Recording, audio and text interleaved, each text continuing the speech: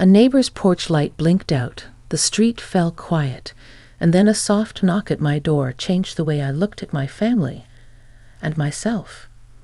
It was almost midnight when my grandson arrived, shoulders hunched against the chill, carrying a truth he'd been holding alone for too long. I thought I was ready for anything. I wasn't.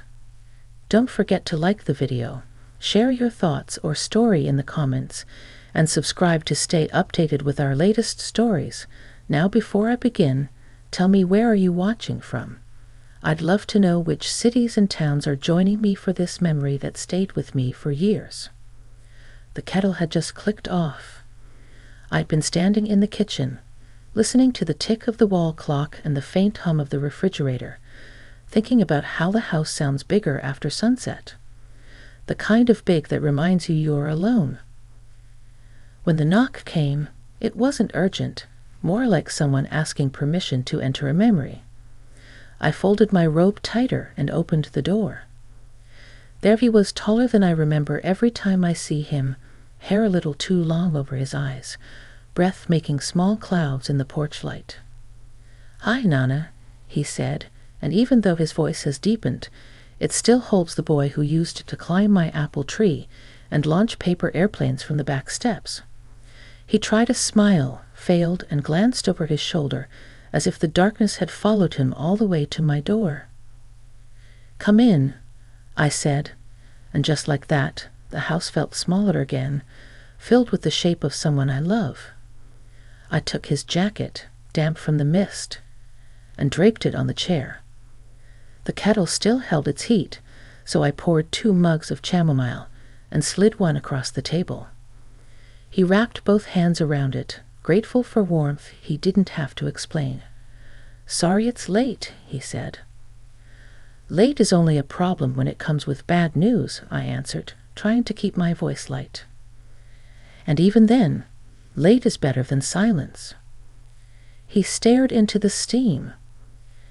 His knuckles were pink from the cold, and I noticed a faint grease smudge near the nail of his index finger.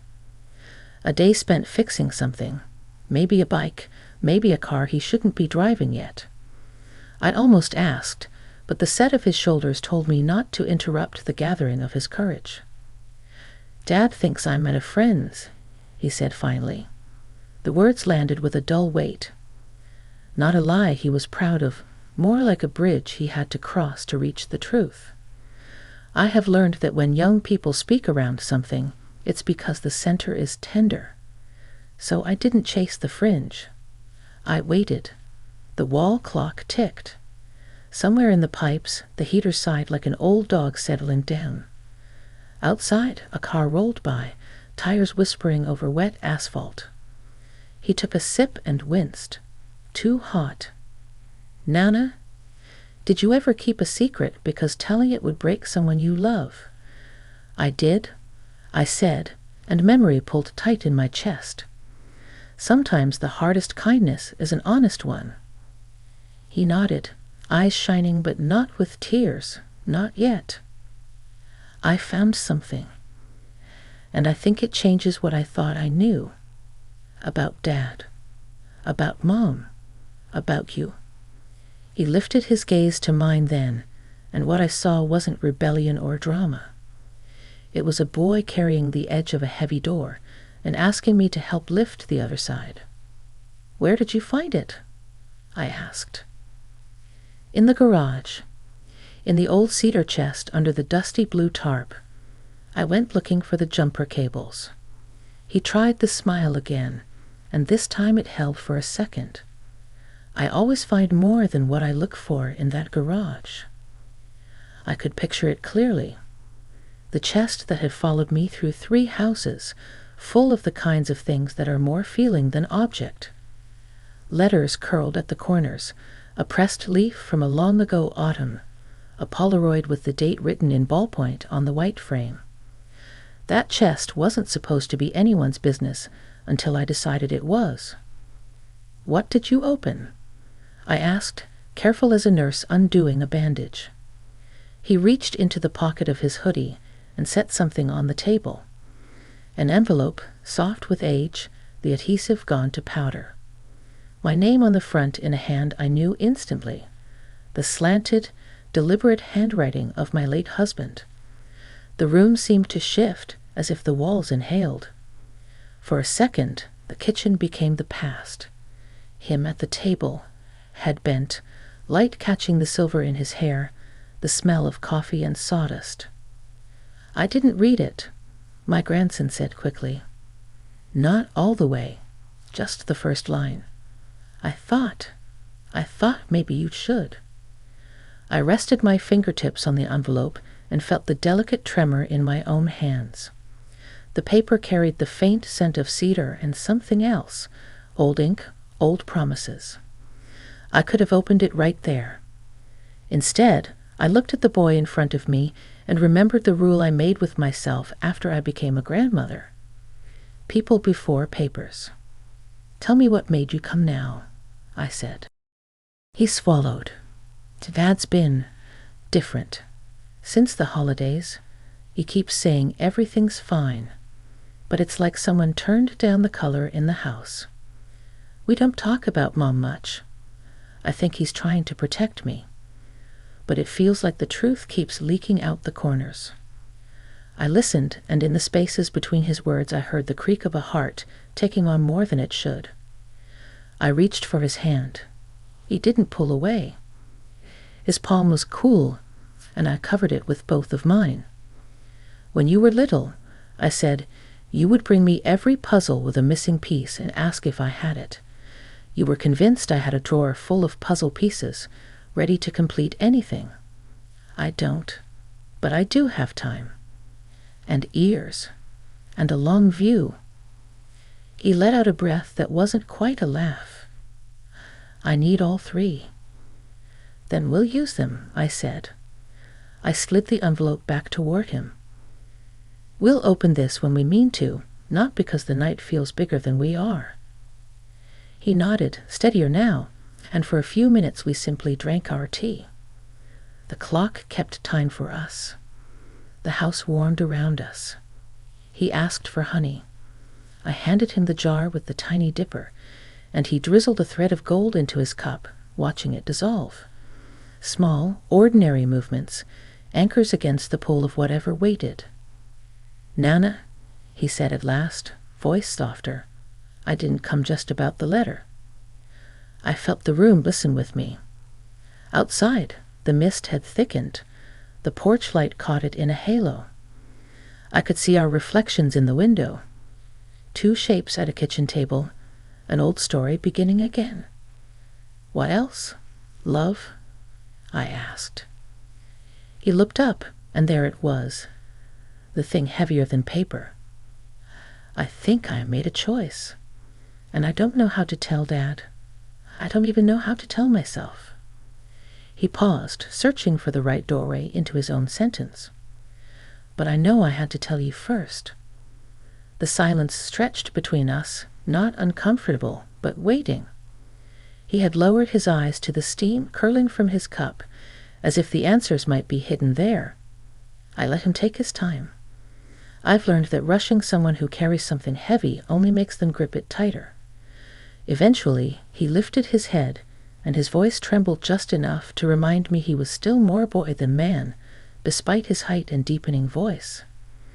"I don't want to be who Dad thinks I should be," he said. "I've been pretending, Nana.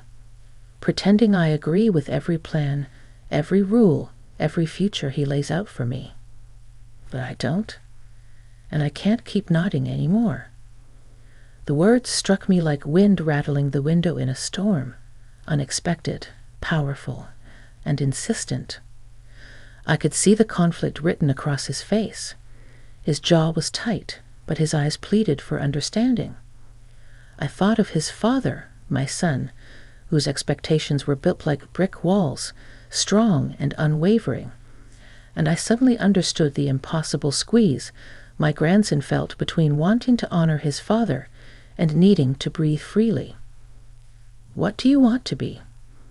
I asked softly, careful not to layer judgment over the question. He hesitated, glancing at the envelope still on the table, as if it might have the right answer folded inside. Then he sighed, shoulders loosening as if unburdening himself one small piece at a time. I'd want to make music, not just in the garage or in the basement. I want to try for real. Write it, record it, perform it if I can. It sounds crazy, I know. Dad would say it's a waste of time. But when I'm playing guitar, it's the only time I feel like myself. His confession landed gently, not as rebellion, but as truth. And in that moment, I saw the boy who once tapped spoons on my saucepans until the kitchen rang with his rhythms. I remembered the way he hummed to himself as a child, how even then melody seemed stitched into him. "It doesn't sound crazy at all," I said. "It sounds like your heart speaking, and hearts don't waste time, love. They make time matter." His eyes shone with a kind of relief, but it was tangled with fear. But what if Dad never forgives me for choosing something else? What if he thinks I'm throwing away everything he worked for? I reached across the table, brushing his knuckles lightly. "Your father loves you in his way. Sometimes love comes out as control because fear hides inside it. He fears the unknown path for you. But love doesn't vanish when you choose differently. It struggles. It stretches. And then, in time, it learns to hold you still." He swallowed hard, and his voice grew quieter. "I don't know how to tell him. I don't even know if I'm brave enough to try." "You found the courage to come here tonight," I said. "That's already more bravery than you give yourself credit for. You've started the story, and once it begins, it has a way of finishing itself. You just have to keep speaking." For a while we sat in silence, both watching the envelope on the table as if it were another person listening in. I wondered what truths it carried, what pieces of the past it might expose. Perhaps it held answers his father had never shared.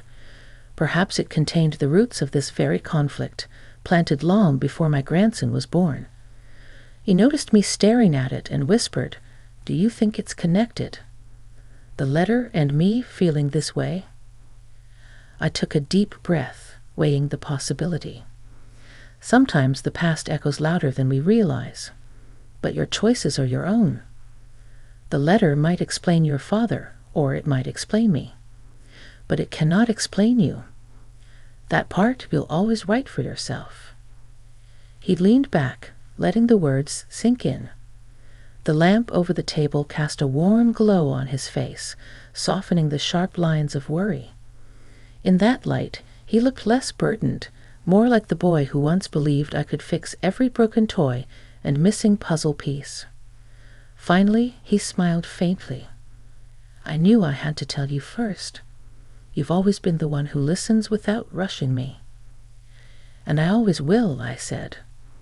The clock ticked past 1 in the morning, but neither of us moved to end the conversation. Outside, the mist had thickened into fog, cloaking the street in quiet mystery. Inside, the house felt safe, like a harbor where storms could pause before raging on.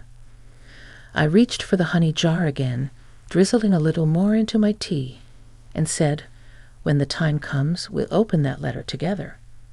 And maybe, just maybe, it will help us both find the courage to speak truths that have been waiting too long."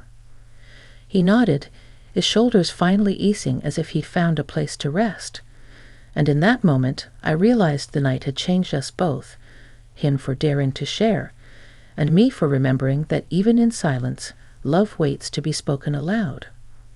The house grew quieter as the night deepened, and for a long while my grandson and I just sat with the comfort of each other's company.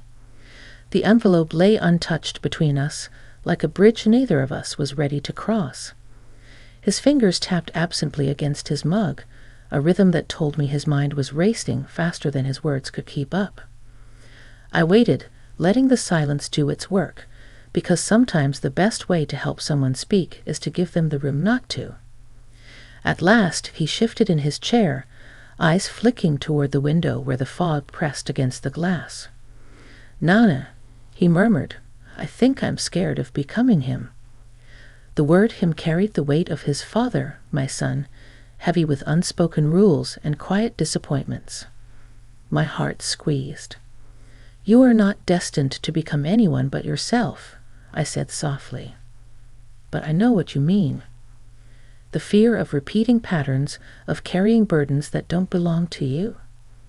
He looked at me then, eyes shining with a mix of hope and dread. Do you think Dad was ever scared of becoming Grandpa?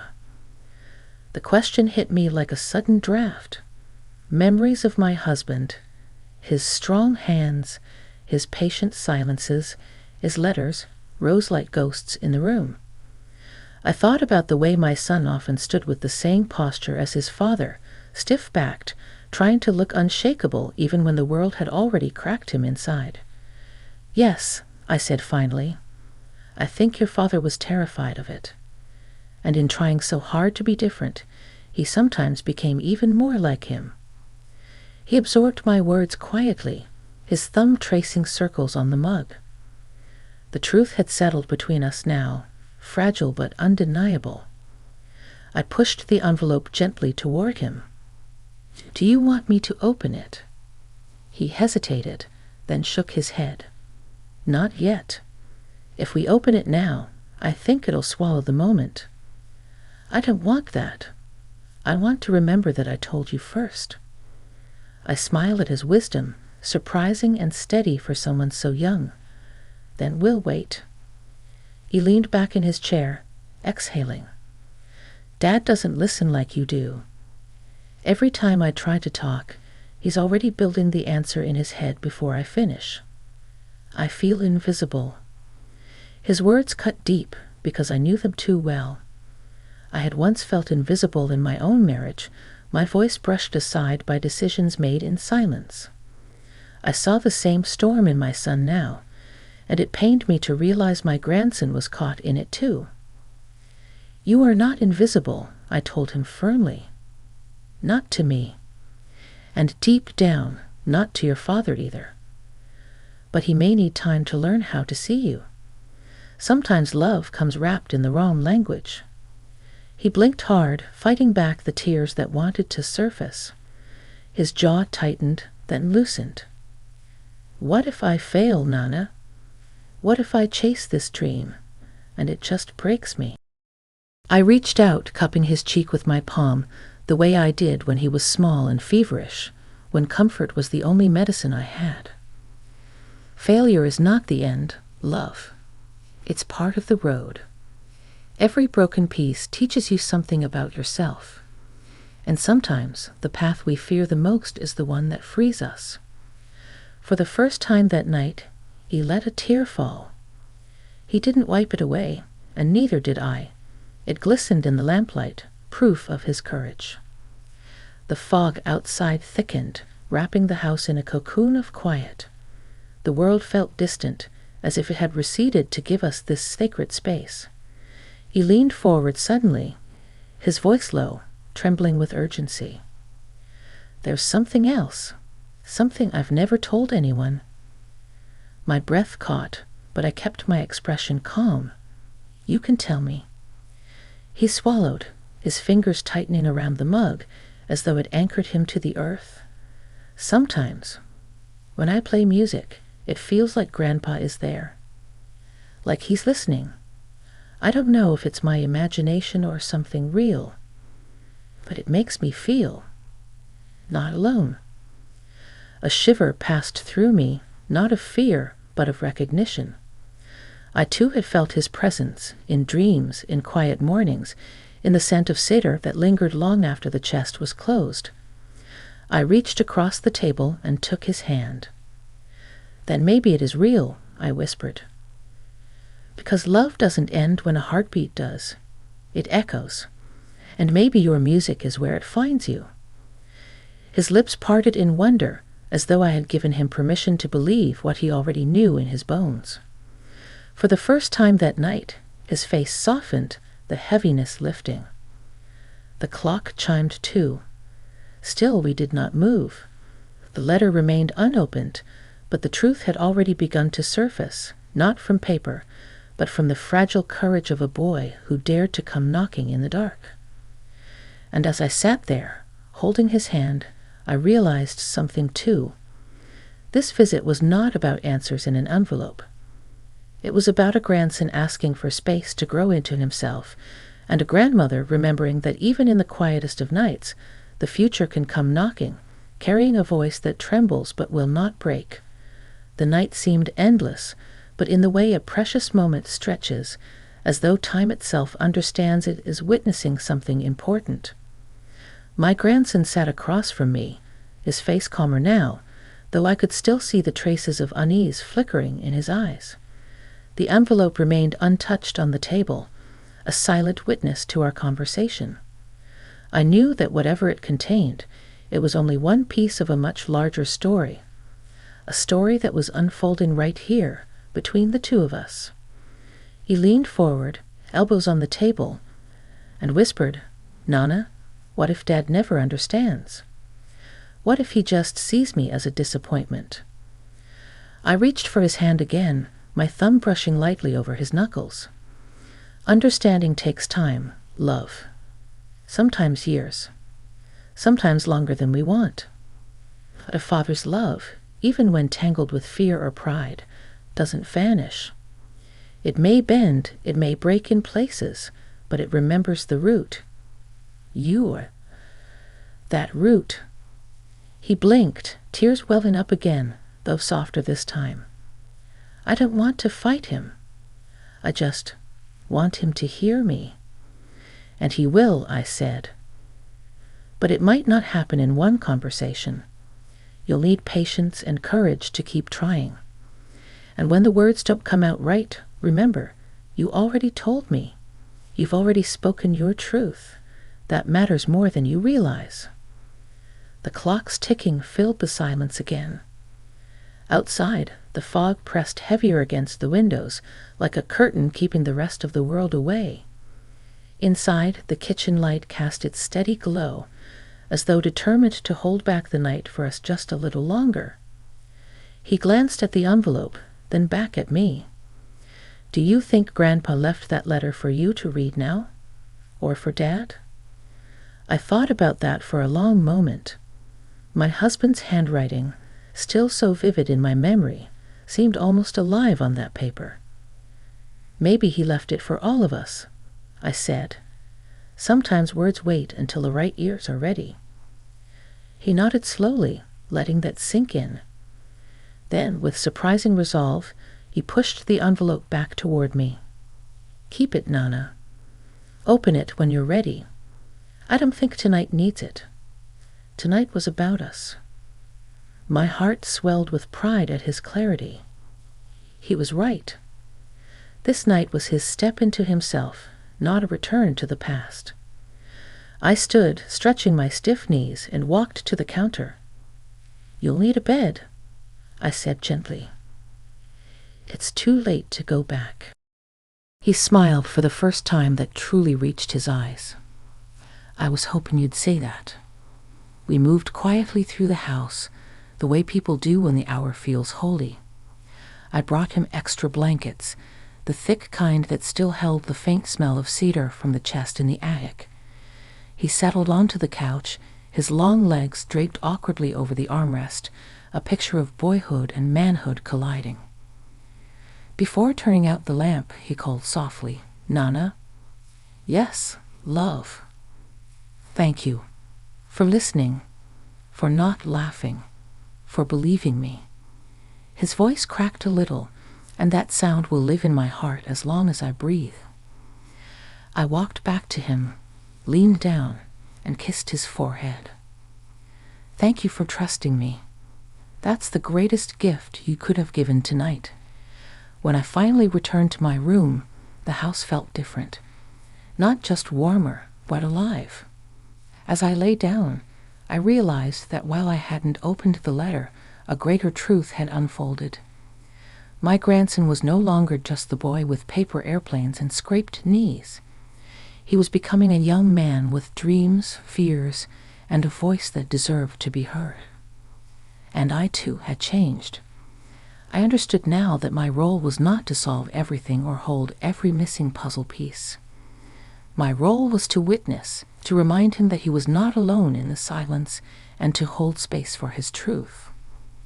The next morning, the fog had lifted. Sunlight spilled across the street, golden and forgiving. When I walked into the kitchen, he was already there, strumming softly on his guitar. The sound filled the house, bright and tender, and for a fleeting moment, I swore I heard another note, faint and familiar, as though his grandfather were keeping rhythm from somewhere unseen. I stood in the doorway, listening. My grandson didn't look up, but I think he knew I was there. His music wasn't just sound. It was declaration, confession, and prayer. And in that melody, I heard the promise of a future where he could stand tall, not as who anyone else wanted him to be, but as himself. That late-night visit had revealed more than I was ready for. But in truth, it gave me exactly what I needed, the reminder that love, whether in silence, in letters, or in music, always finds its way home.